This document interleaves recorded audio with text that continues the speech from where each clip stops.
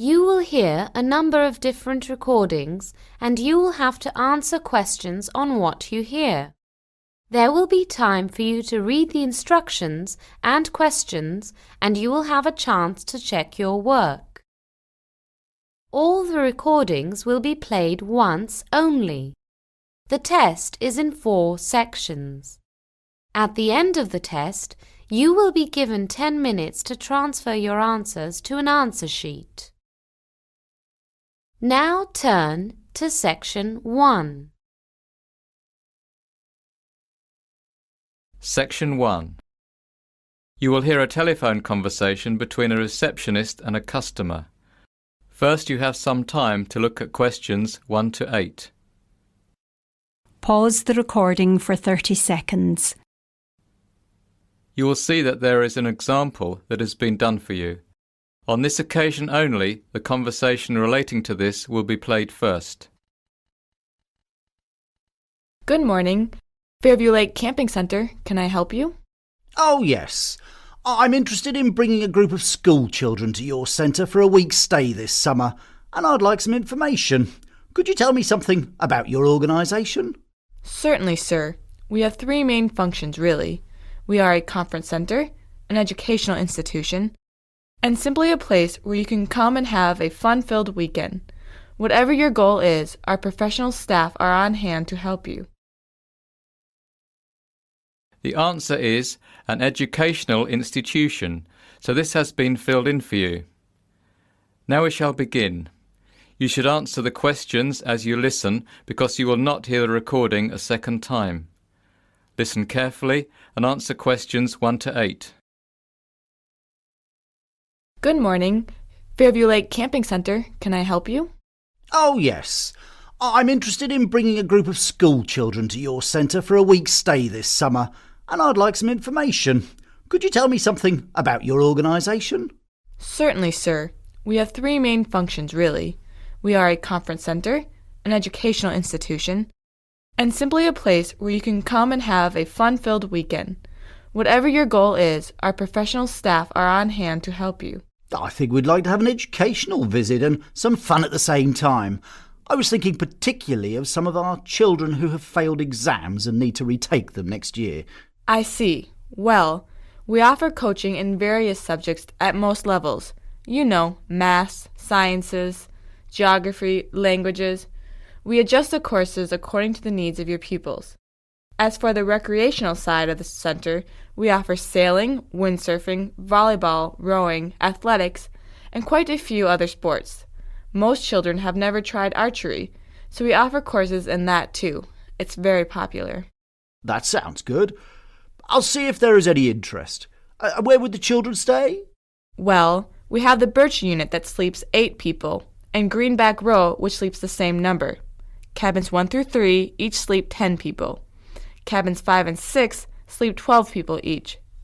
How many young people are you thinking of bringing? 22. 12 girls and 10 boys. Perfect. Then I suggest cabin 3 for the boys and cabin 5 for the girls. How long would you want to stay? Ah, yes, I remember.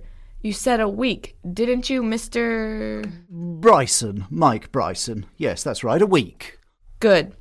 Groups arrive on a Saturday evening and leave the following Sunday morning. That would be fine. Now, when are your courses? Tell me the dates that would suit you, and we'll see what we can do. The end of June would be perfect for us. End of June. Let me see. How about the week starting Sunday, June 24th? The week starting Sunday 30th is pretty much booked up. Yes, the 24th would suit us fine. Now, about prices. For 1 week, including lessons, food, accommodation, and all sporting activities, the cost would be £425 per child and £480 per adult. Could I have your school's telephone number, please, Mr. Bryson? Yes, certainly. It's 647-864. 647-864. And the code? 4304. Sorry, no, 1304. By the way, are you open in the winter? And if so, what do you offer sports-wise? Yes, we certainly are, Mr. Bryson, and we offer ice fishing, cross-country skiing, and animal tracking. It's actually very popular in the winter. Before you hear the rest of the conversation, you have some time to look at questions 9 and 10. Pause the recording for 30 seconds. Now listen and answer questions 9 and 10. Interesting. Perhaps I'll bring a group then too. Oh, I almost forgot to ask, what are the eating arrangements? We have an enormous amount of space for dining. We can divide the dining area into several separate rooms, if necessary. If you really want your privacy, we can give you a separate room, but actually we find that mealtimes gives you the opportunity to meet people from other groups. There's no difference in price, whatever you choose. Right. What if we want to cook our own meals now and again? Yes, that can be arranged. All of the units have their own tiny kitchens, but there are also many outdoor areas where you can cook over an open fire. We try and have several barbecues too, which are very popular. That all sounds very satisfactory. I know the kids will be enthusiastic, and the prices sound fair enough, so I'll speak to my headmaster and get back to you as soon as possible. Good, Mr. Bryson. I look forward to hearing from you. That is the end of section 1. You now have half a minute to check your answers. Pause the recording for 30 seconds. Now turn to section 2.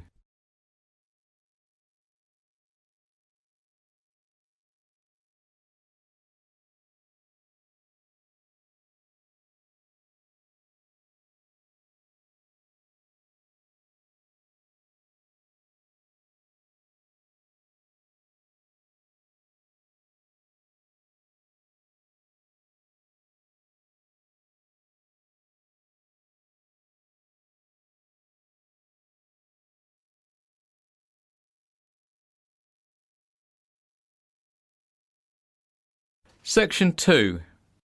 You will hear a staff member brief a group of mothers on the attractions at the Children's Grand Forest Play Centre. First, you will have time to look at the questions 11 to 15. Pause the recording for 30 seconds. Now listen carefully and answer questions 11 to 15. I'm delighted to welcome you all here to our magical little outdoor play centre. We feel very privileged and excited today to have our first customers here to attend the official opening. But before we let you, and more importantly your kids, get down to the business of enjoying themselves, I just wanted to make everyone familiar with the centre's main attractions. If you look at the map I've given you, let's start by following the entrance road straight through the centre to the attraction on the right of the bridge. That is the petting zoo, a lovely little area where children can spend time in the company of our very friendly farm animals. Continuing left past the bridge will take you to the toddler's play pool. Alternatively, taking a right at the petting zoo will bring you down to the bouncy castle and fairy palace. If I can draw your attention to the waterfall and frog pond, you'll notice that there are 2 attractions close by. Following the road that leads to a dead end takes you to Winter Wonderland. Here we use snow machines to create a magical world of winter delights. We think this will be a big favourite.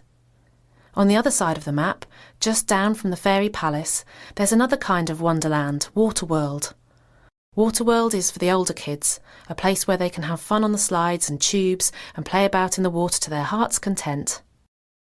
Jumping back now to the other side of the map again, you'll see not so much an attraction as a service for you poor tired mums. This is the babysitting area.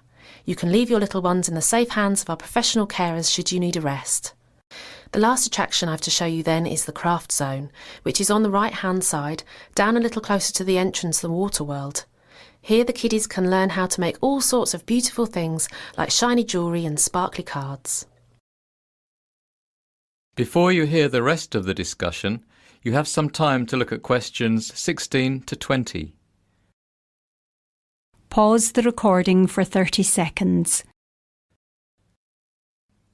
Now listen and answer questions 16 to 20.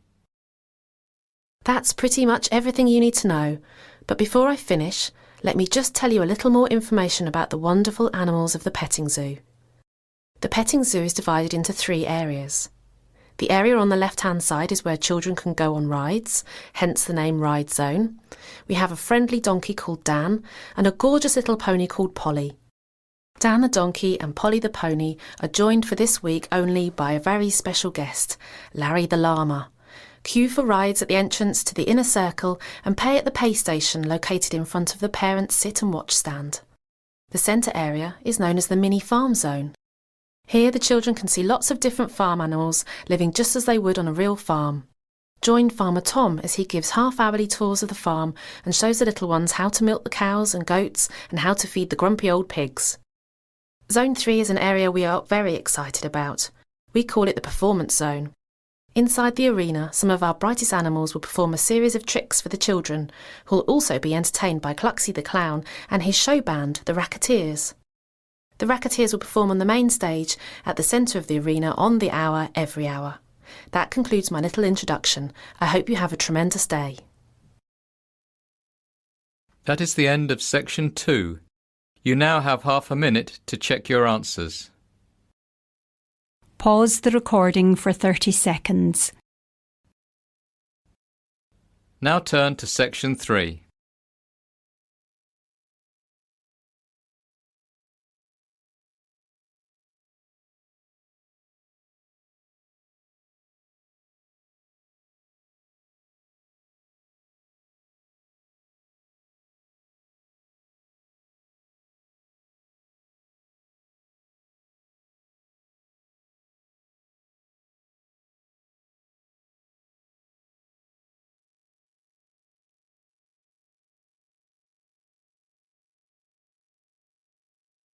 Section 3.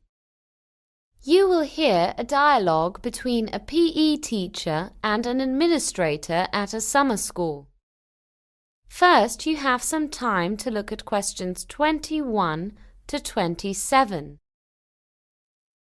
Pause the recording for 30 seconds. Now listen carefully and answer questions 21 to 27. Excuse me, I've come to inquire about your summer school courses. My name's Paddy Deans. Please call me Paddy. OK, Paddy, I'm at your disposal. Are you talking about concentrating on one subject, or do you want to study a number of different subjects? And are we talking about graduate studies or a preparation for graduate studies? We can also give you advice on a new career, but we're not in the field of business management or anything like that. No, nothing like that. I was more interested in your sports programmes. You see, I'm a PE teacher and I've just got a new post. There's no compulsion to do this, but I really want to improve on my teaching and coaching techniques, if you see what I mean. I believe you have an excellent swimming programme, for example. That's right. Most of our instructors reached international level. Our course is designed to enhance the technical aspects of stroke, training and the strategy for each participant. Technical instruction, stretching and dry land training, training principles and stroke development are integral parts of the programme. So it's for someone who's reached a good standard of swimming. Each athlete will be videotaped and receive a DVD with stroke analysis. That sounds just what I'm looking for. What will I need for the course? Swimming trunks, towels, swim cap, flippers, goggles and a pillow and bed linen for the week. Right, I understand. Now, would there be any chance of taking part in equestrian events? My new school is horse riding mad, and to be honest, I've never sat on a horse in my life, although I like horses. Well, you've come to the right place, Paddy, and naturally we can provide a horse for you. We have a very well-respected equestrian camp, and don't worry if you're a complete beginner. There are no end of other people in your shoes this year for some reason. What sort of thing would I do? Well, the beginners would start off with basic horsemanship. How to sit on a horse, how to make it obey simple instructions, you know. But don't worry, one of our instructors will have a long chat with you and define realistic goals. Are you interested in dressage, flat work or show jumping? To be honest, I haven't the faintest idea. That's fine. You can watch the experienced riders and try a bit of everything.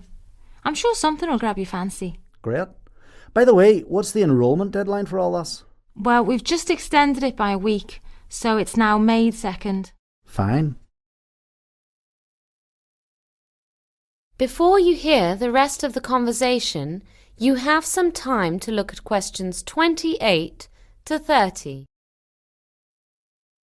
Pause the recording for 30 seconds.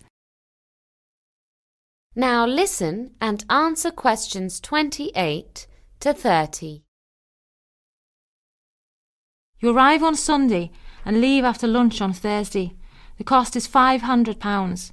This covers room and board from dinner on the first day to lunch on the last, tuition, programme materials, evening recreational activities and use of one of our horses. So could I do the swimming course followed immediately by the equestrian course? Oh yes, they fit in quite nicely, one straight after the other.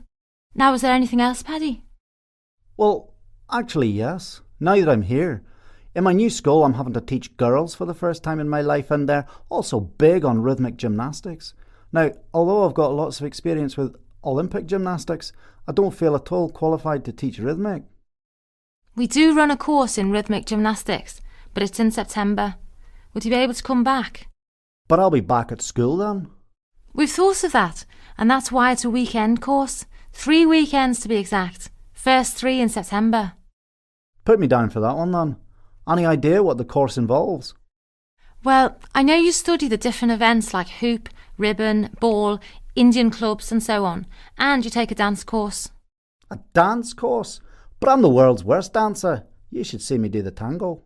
No, Paddy, it's not that type of dancing. It's called educational dance and teaches you to be aware of your body and to interpret music. Very important if you want to teach rhythmic gymnastics. Well, I suppose I better try that too. All right, give me the details. That is the end of section 3. You now have half a minute to check your answers. Pause the recording for 30 seconds. Now turn to section 4.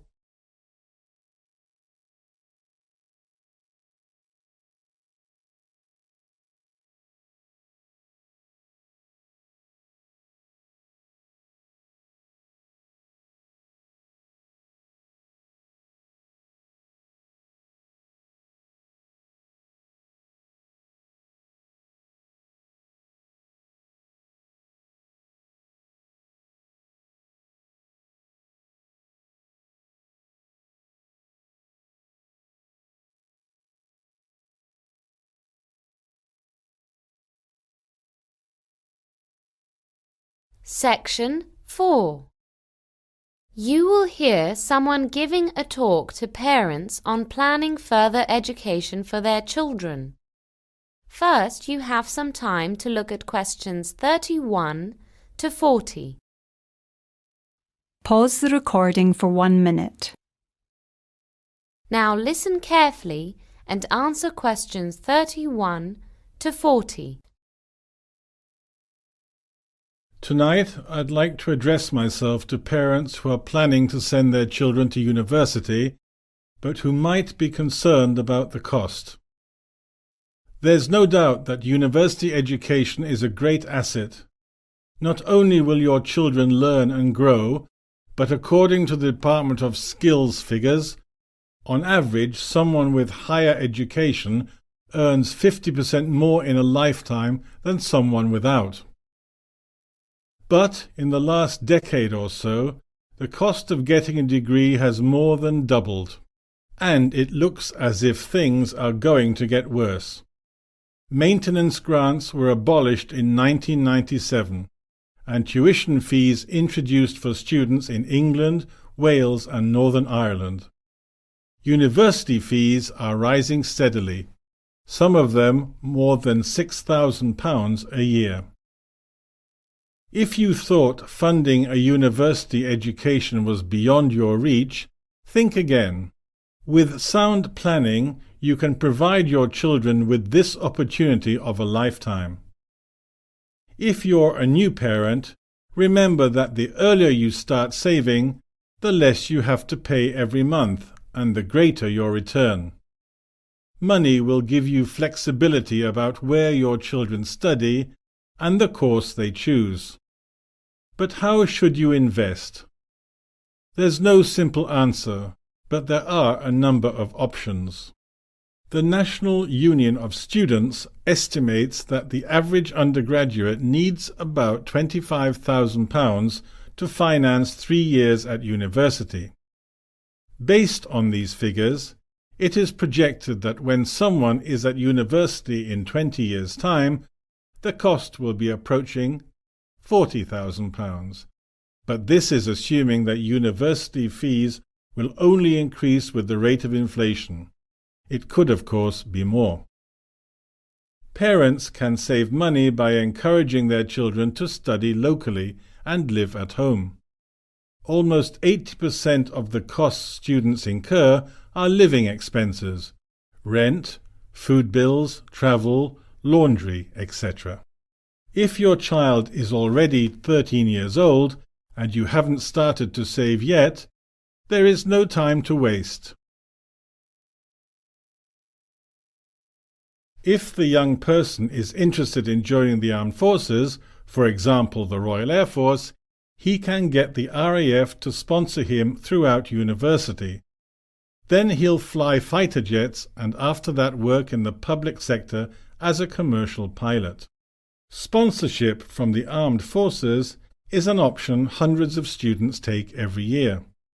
The RAF, for example, will sponsor students for at least £4,000 a year. But this involves a minimum service commitment for the RAF. It's at least 4 years.